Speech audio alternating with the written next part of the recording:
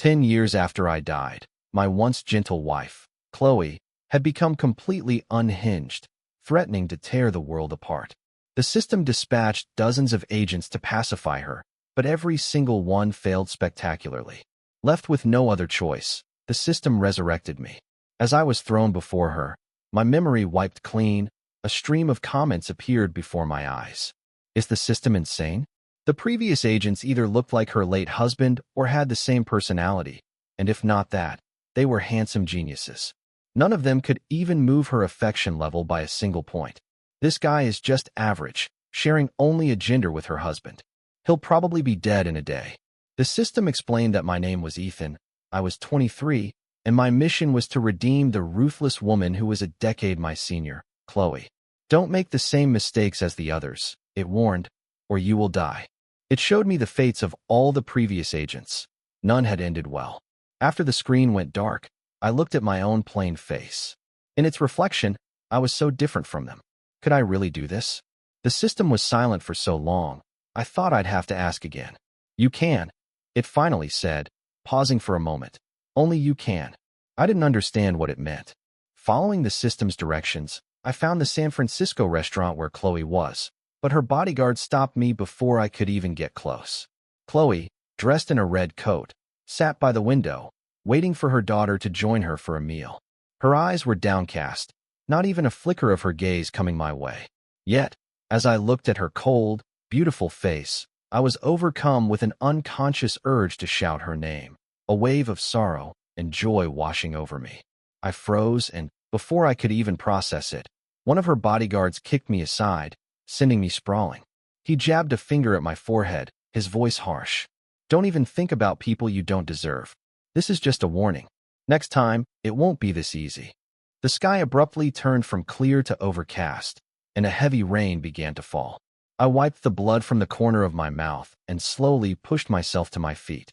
A luxury car pulled up to the restaurant, and Chloe's daughter hopped out. Chloe stood to greet her, her face still devoid of any smile. Perhaps my stare was too intense because, as the girl took her mother's hand to go inside, she glanced over at me. I stood there stunned, forcing myself to stand straight and offer a gentle smile. The girl, unlike her mother, returned the polite glance, but it was just for a moment before a bodyguard blocked her view and they disappeared inside. A sudden sharp emptiness hollowed out my chest, leaving me disoriented and anxious. Before I could make sense of it, a new line of black text materialized in the air, fading as quickly as it appeared. Is the system crazy? How did he even qualify as an agent? The system must be terrified of Chloe destroying the world. It's trying anything at this point. Too bad she only went crazy because her husband died. She was completely in love with him. Hundreds of agents have been sent. Some looked just like him, some had his personality, some even came with all his memories. At the very least, they were all handsome and brilliant. I stared, trying to memorize every piece of information as it scrolled by. So this Chloe they spoke of was that dangerous? No wonder the system kept telling me to be careful, to just focus on getting her to see my face. In the beginning, it seemed the system was truly out of options to have chosen me. But what could someone as plain and unremarkable as me possibly do to redeem Chloe? As I pondered this, the comments turned their attention back to me. But the world hasn't exploded yet, so that has nothing to do with the system, right? True. Her husband only left her with a child. If she hadn't been pregnant with his baby, she would have taken the whole world with her as she died. After all, her late husband was her first love. He was probably the only person who ever thought she was gentle and kind. That's why she dropped the act the moment he died. Anyone who dared to show up using his memory met a terrible end. So what about this one? Besides being a man, he's nothing like him, totally average looking. How is he supposed to win her over? I thought he'd be dead on day one, but he actually survived. I'll bet he joins his predecessors on day two. I'm in on that bet. A series of laughing emojis flooded the screen. In the freezing rain, I lowered my head and trudged away. I never expected my next encounter with Chloe's world would be initiated by her daughter. Stop, she said, as I was leaving a clinic, tilting her head up to stare at me intently. Do you know me? Why would she ask that? Still, I answered honestly. I don't know you. For a second, the little girl's smile faltered, a flicker of confusion in her eyes. The sparse comments on screen suddenly exploded into a dense wall of text. No, my brain can't handle this level of stupid. Where did the system find this genius? He doesn't even know the basics. Even if he doesn't, couldn't he at least pretend? Ignoring the comments, the girl spoke urgently, pointing to herself and then pressing a small blue mirror into my hand. Look at our eyes. Another comment popped up. So the system's plan is to tell Chloe, hey, I found someone with the same eyes as your late husband. That's hilarious. Besides the eyes, he's nothing like him. What's so special about eyes anyway? I finally took a good look. So her late husband had this feature? Seeing my lack of reaction, her lips turned down, her expression mirroring her mother's, though her eyes held a deep disappointment. A woman in a business suit hurried over. Miss, what are you doing here? We need to go back. Your mother will be upset if she can't find you. The girl's head drooped as she was led away. After a few steps, she paused and said in a cold tone, go arrange a temporary place for that man to stay. He smells awful, like he hasn't showered in 3 days. Her words hit their mark, and my face flushed red. It was true. The system had given me no resources, and I'd only survived this long on the few dollars I had in my pocket. The girl left, leaving me to drag my aching legs forward. The system had told me I died in a kidnapping 10 years ago. According to the original story, a new male lead should have appeared in Chloe's life, but she was fundamentally unhinged the moment I died. She snapped, killing any agent who tried to get close and gradually seizing control of most of the world's wealth and power. If this world collapsed, the system would disappear with it. It had been expending its own energy for years just to maintain stability, which was why, when it resurrected me, I could only haphazardly piece my body back together, leaving only my eyes and the scars from my death intact. It was no wonder I was being ridiculed. Even I couldn't see any hope of success. But this was my only chance to live. First, I had to find a way to survive. I swallowed my pride and managed to get a job as a security guard at the entrance to Chloe's luxury apartment complex in Pacific Heights. Being young, I often worked the night shift. Sometimes, I'd see her daughter, who was no longer polite and would just give me a cold look. One night around midnight, I was sipping some hot water I'd scrounged up in the security booth to warm myself. 2 minutes later, Chloe's white BMW swept past. I knew it was her because the long dormant comment stream burst to life. Finally, on day 10, I get to see Chloe. What is this guy doing? Just going to work and doing nothing. Why isn't the system pushing him? My heart pounded in my chest. I was so flustered that by the time I looked up again, Chloe was gone. A month later, I was finally able to stop sleeping in the security booth. Property management got a complaint and sent me up to deal with it. I glanced at the apartment number and felt a knot of tension in my stomach. It was Chloe's. As the elevator ascended, I saw my own tense face in the reflection. The moment the doors opened on her floor, I heard a faint, rapid breathing. I immediately rushed to Chloe's door and pounded on the doorbell. The comments were a stream of question marks. What is he doing? Trying to break in with that kind of energy? He should be downstairs waiting for Chloe to come home. I paused for a second, staring at the door. The only response was the sound of more frantic breathing. I was sure it was Chloe inside. After a moment of silence, on a whim, I tried a password and the door clicked open. The comments were stunned, not only that I'd gotten the password right on the first try, but also by the scene inside. In the dim light, Chloe was curled up on the sofa in a long dress, hugging herself tightly, her eyes filled with a lost, helpless terror. When the door opened, she turned her head, trembling. Though she was clearly drained of all strength, her eyes were full of alarm and vigilance. I switched on all the lights and pulled open the curtains, seeing her relax slightly. Where's your medicine? Chloe just stared at me without a word. I couldn't wait. I searched the apartment, found it, and brought it to her. She took the pills from my hand, and though her face was still pale, her breathing eased. My own heart was still clenched tight. I stood up under her gaze, wanting only to run, but she grabbed my wrist, her eyes locking onto me. It's you, isn't it? A barely perceptible light flashed in her eyes. I looked away, flustered, not daring to meet her gaze. Did she mistake me for her late husband? Seeing my silence, her grip loosened slightly. I took the opportunity to flee. Chloe remained where she was, looking fragile and alone. The moment I closed the door, the comments started berating me again. He finally gets a lucky break, and he just leaves. Oh my God. This is the first time I've ever seen Chloe like this. If it were me, I'd throw myself at her feet and shamelessly offer to take care of her. How often does the devil herself show this kind of vulnerability? He missed his chance. He'll probably have to wait for the next life. I knew what they wanted. They hoped I'd offend Chloe and get myself killed like the previous agents so they could see a new one.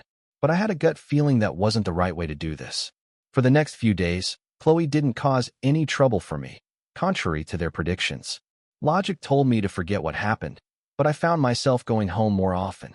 She was still the high and mighty Chloe, as if that night had just been a dream. Sometimes I'd overhear my colleagues gossiping about her, how her life had been the same for 10 years, the only changes revolving around her daughter. They said she was difficult to approach, that even getting a few steps too close would earn you a warning from her bodyguards. They said someone with her wealth should be living in a standalone mansion, but she stayed here because of her late husband. They said she was living such a hard life, probably mourning him. I always listened in silence. I thought maybe a difficult mission like this isn't worth it. It's not like I'm living well anyway. Even the comments got bored and resorted to personal attacks, with some even starting a daily check-in to see if I was dead yet. This went on for days. Because of my good nature, my workload kept increasing. I sometimes wondered if this mission had a time limit. How much longer did I have to endure? Lost in thought, I was walking a resident's cat around the complex when I wasn't paying attention and bumped hard into a man who was rushing past. His files scattered everywhere, and he kicked the cat, which scurried away in fright. I soothed the cat while kneeling to pick up the files and apologize. The man's brow was furrowed. I saw a scratch on his shoe and he kicked me again. What's your employee number? What kind of job are you doing? I lowered my head and tried to explain. The man scoffed. I've never seen you before. You're new. Didn't your manager teach you the rules? The commotion drew a small crowd. I handed him the collected files, my head still bowed. I'm sorry. Please check if there's any problem with the documents. I can reprint them for you. Reprint them? Do you have any idea how valuable my time is? You think you can afford to compensate me for the time you've wasted? What am I going to do when Miss Chloe holds me responsible? The man was relentless, kicking me again in frustration. I just stood there, not even thinking to move. Then how would you like to resolve this? I'll cooperate. As the onlookers held their breath, I heard a car pull up nearby. A door opened, and footsteps approached. A slender figure stopped beside me. The man's aggressive tone vanished instantly. Miss Chloe, you're just in time. How many times did you just kick him? Chloe's voice was flat, emotionless, but carried an immense weight. The man, confused, answered honestly, just twice. I went easy on him. People like him are worthless. Chloe let out a cold laugh and waved her hand. 3 towering bodyguards appeared. Give it back to him. Her tone was light, but held an undeniable authority. The comments, no longer filled with bored curses, exploded into a dense stream of question marks. Did I miss a chapter? I haven't been watching for a few days. What happened? Chloe, aren't you supposed to not care about him? I stared, watching as Chloe's bodyguards beat the man until his face was bruised and swollen. The man had no idea what he'd done wrong. Wailing, Miss Chloe, I was wrong. I was wrong. I was blind not to recognize this security guard's importance. Please let me go. Chloe turned to look at me, her dark eyes unreadable. Should we let him go? Looking at the man's miserable state, the small bit of resentment I felt evaporated. Stop, please, I said, choosing my words carefully. Chloe nodded, and with a slight wave of her hand, the bodyguards actually stopped. Our business relationship is over. The man struggled to his feet, his face ashen. He didn't dare say another word, just dragged his broken body away. This was the first time I'd seen Chloe's ruthless side. No one in the crowd dared to intervene. In fact, the gossip mongers had all scattered at the sight of her. Everyone knew how terrifying Chloe could be. I managed a quiet, thank you, and tried to slip away myself, but she grabbed my wrist. Her hand was shockingly cold, but my eyes met hers and they were smiling. Her voice was soft. Is this how you thank me? Her words made the comments explode again. Chloe, wake up. He looks nothing like your late husband. Don't tell me you've fallen for him at first sight. I can't stand watching a beauty with a plain guy. Can someone tell me what he did? All he did was walk a cat, and somehow raised his affection level like that. Like them, I was baffled. I couldn't understand the sudden shift in Chloe's feelings. It was as if she hadn't smiled in so long that I almost missed the slight curve of her lips and her tone. It was almost like she was flirting. A shiver went down my spine, but somehow it didn't feel wrong. Deep down, a part of me felt that she was just a girl who knew how to be sweet. It seemed she didn't intend to wait for my answer. She scooped up the cat, which had been rubbing against her leg, and led me to a nearby bench. I flinched, and she immediately rolled up my pant leg. A guard handed her a bottle of liniment. I looked down at her, seeing only her delicate chin. She looked surprisingly gentle. Her palm rubbed my leg, warming it. I suddenly snapped back to reality and pulled my leg away. "So," I said, looking at the cat which had comfortably settled in its carrier, "that's your cat?" Chloe nodded. I frowned instinctively. A finger gently smoothed my brow. Chloe laughed. "What are you thinking? You don't think I'd do something to that cat, do you?" I quickly shook my head, denying it, but I felt a pang of guilt. That was exactly what I had been thinking. "He's 11 years old," Chloe said. "He's been with me for 11 years. He's as important as family. I'm not the kind of person who just goes around hurting things. Why would you think that of me?" As she spoke, I could hear a hint of hurt in her voice. The comments were a sea of "what is today?" I've actually seen Chloe smile twice. I've been watching her for years, and this is the second time I've seen her smile. Does anyone remember what happened to the last person who offended Chloe? Hasn't anyone noticed Chloe personally brought a stranger home? The first time, you could say he broke in by accident. But what about this time? No way has Chloe really fallen for the security guard. What's so special about him? You've been listening to the gossip outside, haven't you? Chloe looked at me, the smile never leaving her lips. "It's all lies. Don't believe them." Outside, I didn't interact with many people, but in that moment, I recalled so many voices, so many comments. I shook my head again and again. Chloe's voice grew even gentler. "He offended you, so I just returned the favor. That man only lost this project with me. He won't lose his job, and he certainly won't lose his life over it." It seemed Chloe knew everything, but I still remembered being kicked away by her bodyguards just for looking at her. Her words didn't feel very credible, but I nodded anyway to show I understood. After treating my injury, she took me to a private hospital. The entire building was empty except for the doctors and nurses standing by. She pointed at me. "Give him a full checkup." I then realized her bodyguards were a new set. The ones who had kicked me were gone. After all the tests were done, I saw the doctor's grave expression. I pressed my lips together, a sense of panic rising. I couldn't even remember how I had died 10 years ago. Can the scars on his body be healed? Aside from some minor ones, yes, the doctor said, his eyes on me. But the old injury on his leg will require some discussion. And this face, it looks like it was reconstructed after an injury, but it's amazing that only the eyes look like the original. I subconsciously touched my face. I didn't look like this before. Chloe seemed to have already known, her expression calm as she nodded. While they discussed a treatment plan, I was left to stare blankly in the hallway. When they finished, Chloe handed me a crutch. "Use this until your leg is fully healed." I was hesitant. I was still young, and my leg wasn't that bad. "Please be good." Chloe's voice was soft, pleading.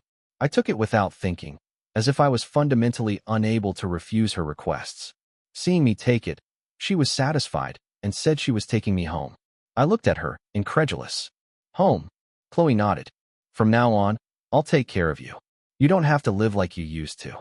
I couldn't understand Chloe at all anymore. The way this relationship was progressing, you'd think she was the one trying to win me over. "Why?" Chloe smiled faintly. "Because I love you. I know why you approached me, and I know why you were resurrected." My heart dropped. She really did know everything. Just as the system said, she controlled the order of this world. Whatever she wanted, that's how the world would turn. Then what about the others? What makes me different from them? Chloe led me into the car, and the scenery outside began to blur. "Because they were just agents. You're different. You're the one I was trying to get back, my true love." Chloe's words floated into my ears, hitting my brain with the force of a tidal wave. The text before my eyes exploded once more. Oh my God, what did I just hear? What does that mean? Is Chloe saying this guy is her late husband? How did she recognize him? This is amazing. No wonder the system chose him to go after Chloe. So that's the reason.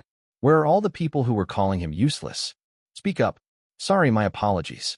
No wonder Chloe was all over him. It's her first love in the flesh. The real deal is the real deal. Even with a new face and no memory, he's better than all those fakes. Wow, the comments are finally praising him. A change in identity really changes everything. Huh? I should apologize too. The moment she said I was her true love, my vision went white. Then countless scenes flashed before my eyes. I reached out to grab them, but my hand closed on empty air. I only understood one. I really was Chloe's dead husband. After a long moment, I turned to look at her. But I've forgotten. It's okay. Chloe's smile was gentle. As long as you're back by my side, nothing else matters. The car stopped in the garage. She took my hand and led me to the elevator. In the reflection, I thought I saw the gentle, lovely Chloe from the flashes of memory. I'll never let you leave again. The moment we stepped inside, Chloe lost all restraint and threw herself into my arms. As she pulled me into the living room, I fumbled for the light switch, holding her to comfort her. I took in the warm-toned apartment. If my last visit had felt vaguely familiar, this time I understood. I had designed this place myself, filled with my wishes for Chloe's happiness. In the center of the living room was a wedding photo. I knew at a glance it was me and Chloe 10 years ago. I really was handsome. Seeing it made me feel a little insecure. Chloe followed my gaze. Inside, it's been 10 years.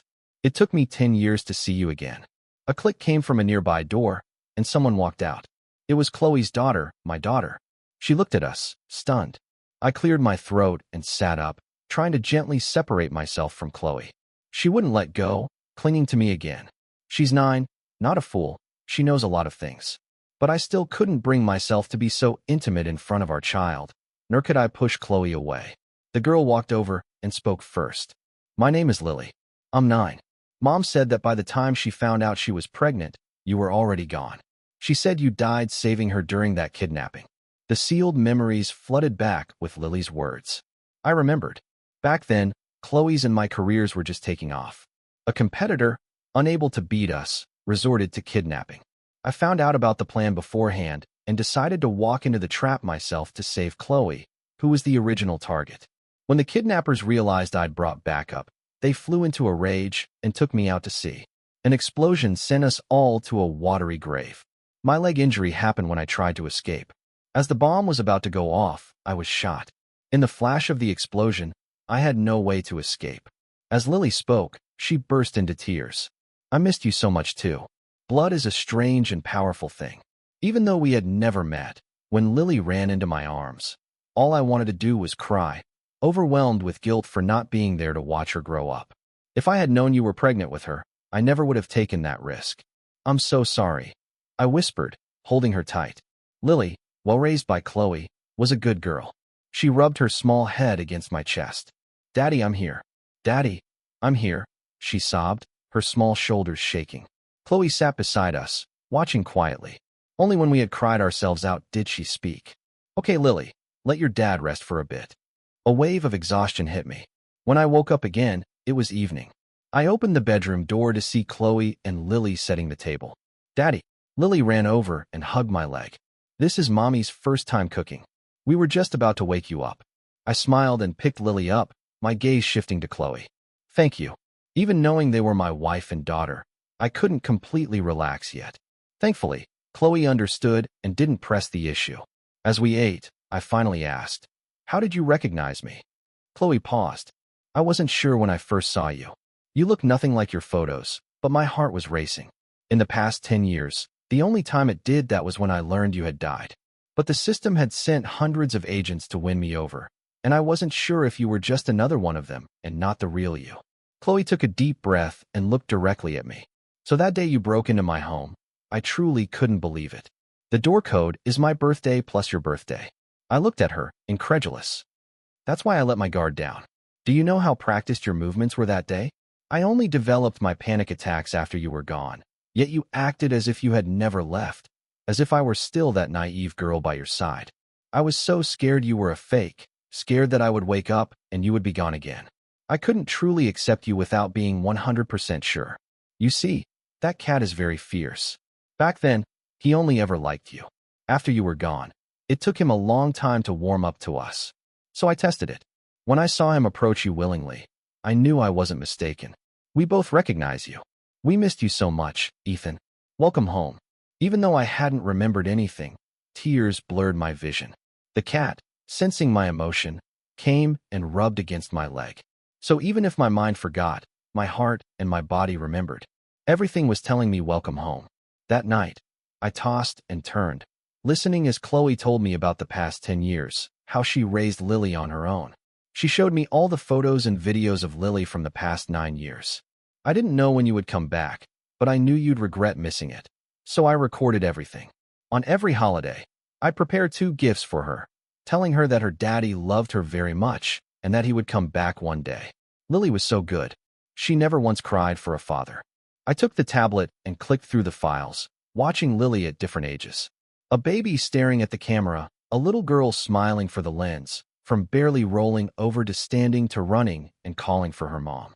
In every photo they took together, they left a space for me, as if I had never truly left. I couldn't help but cry again. I turned off the tablet and asked her, "Why were you so sure I would come back? Did you make some kind of deal with the system?" Chloe's arm around me stiffened. Logically, this world should have collapsed long ago. Since Chloe, as the female lead, hadn't followed the system's script, since she knew about the system, she must have done something to create a stalemate. Chloe leaned on my shoulder and smiled. "Yes, we have a stalemate. Or rather, I have it cornered. It needs this world to run its course, for the main characters to live out their lives. But I killed the male lead it had planned. That left only me to maintain the world's order. To stop me from becoming all-powerful, the system sent those agents who were similar to you, hoping one would succeed and divide my power, but I didn't want any of that. I only wanted you. Your return gives it no advantage. It only maintains the status quo. So of course it was reluctant. I knew it could bring you back. I just had to become powerful enough that it couldn't do anything to me. Powerful enough that its only option was to bring you back. So for 10 years, it could only watch as I took control of this world's wealth and power, until it had no choice but to send you to me. 10 years. I finally did it. Chloe's hand stroked my leg, her tone turning cold. But it didn't bring you back whole. You came back with your injuries. I could feel the danger in her voice, but I wasn't afraid. Instead, I smiled. At least I'm grateful to it. It gave me a second chance. Otherwise, you would have been alone for 100 years. Chloe snorted. It wouldn't dare. I'd make it disappear with me. As if struck by a thought, she hugged me tighter. As long as it doesn't hurt you, it's fine. After talking for so long, I grew sleepy, but Chloe slept fitfully. In a daze, I felt her pressing into my arms. I instinctively held her tighter. Don't be afraid, don't be afraid. Chloe stilled, and I fell completely into a dream. I remembered when I first met Chloe. She was fighting with stray dogs over scraps of food. The moment our eyes met, my family's nanny pulled a meat bun from her pocket and handed it to her, muttering a prayer and tugging my arm. "Let's go, young master." Chloe was filthy, grabbing the bun and stuffing it in her mouth. Only her eyes were startlingly clean. I held out my hand, thinking that if she took it, I would take her home. In a second, she grabbed it, her gaze fixed on me, silent. The nanny, startled by her intensity, tried to separate us, but I refused. I took Chloe home and washed her, discovering that she wasn't a grimy child, but fair-skinned and rosy. I told my parents I wanted to keep her. I had no reason. I just felt she was quiet and beautiful, and there was nothing wrong with her physically or mentally. A child like that would have been quickly adopted from an orphanage. It wasn't until our nanny fell and hit her head in our house that I saw Chloe hiding in a corner, a satisfied smile on her face. A chill ran down my spine. That's when I learned she had an antisocial personality. Similar incidents had happened with her biological and adoptive parents. If anyone made her unhappy, she would find a clever way to get revenge. But I kept her secret. I wanted to teach her to, at least, make her understand the laws and order of the world, to know how a normal person lived. Perhaps because I was the one who brought her home, she listened to me. I took her to school with me until we graduated high school. Later, my parents were framed. One died in a car accident, the other went to prison. I lost my support system, with no power to fight back. By then, Chloe was vastly different from the child I'd found. She had become gentle and reasonable. She chose to start over with me. We lived in a basement, ate spoiled food, and faced every hardship together. I gave up college to work, supporting her education while I worked odd jobs. I wanted her to go far.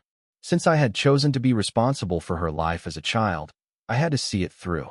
After she graduated from college, my company was starting to take shape, and I became a target of the system. After we got married, I died on the sea I loved so much. Without my influence, Chloe didn't even bother to pretend anymore. She took over my company and immediately killed the first male lead the system sent. The system didn't dare do anything to her, certainly not let her go to prison. Chloe became more and more brazen, uncontrollable. She knew she was the heroine of a tragic novel, knew that I was destined to die. So for the past 10 years, everything she did was to change the ending and bring me back.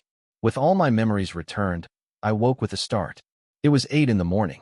Chloe was still sleeping soundly in my arms. A wave of emotion too complex to name washed over me. I leaned in and gently kissed her forehead, whispering, "Chloe, I remember everything. I'm really back." As if hearing me, Chloe slowly woke from her dream. Her body trembled as she wrapped her arms around me tightly. "Ethan," she called my name over and over, and I answered every time. "Yes, it's me. It's really me." 10 years. I was finally back. Seeing that my affection meter was full, the system finally let out a sigh of relief. It gave us a happy ending, a lifetime of happiness. The stream of comments that had followed our journey appeared one last time. "Congratulations, really congratulations. I'm actually crying. Oh my God. I thought this was a conquest story, but it was a homecoming. I don't want to say goodbye, but it's time. Ethan and Chloe, you have to be happy forever." Slowly, the words faded from view. I knew this was the true end. From now on, it was just me and Chloe living our real lives. After a lazy morning in bed, we finally got up. It was the weekend, and Lily was still sleeping in. I looked around the apartment, and after a long thought, I spoke. "Chloe, let's move. This place holds a lot of our memories, but if we're starting over, I think we should leave the past completely behind." Chloe agreed. Later, we moved to a beautiful villa in Marin County. Lily loved the new house. Though she was a little unsettled for the first week, she would look at us with pleading eyes. "Mommy, Daddy, I want to sleep with you. I'm a little scared." Chloe, hands on her hips, gave a firm no. But this was my first time truly living with my daughter, and I couldn't refuse her. "Come on, just this once, okay?" That night, she lay between us, her face a picture of contentment. I've only ever seen kids sleeping between their parents on TV. Even though I'm a big girl now, I finally get to do it. I'm so happy. I nodded gently. Looking at my wife and daughter sleeping beside me, I was happy too.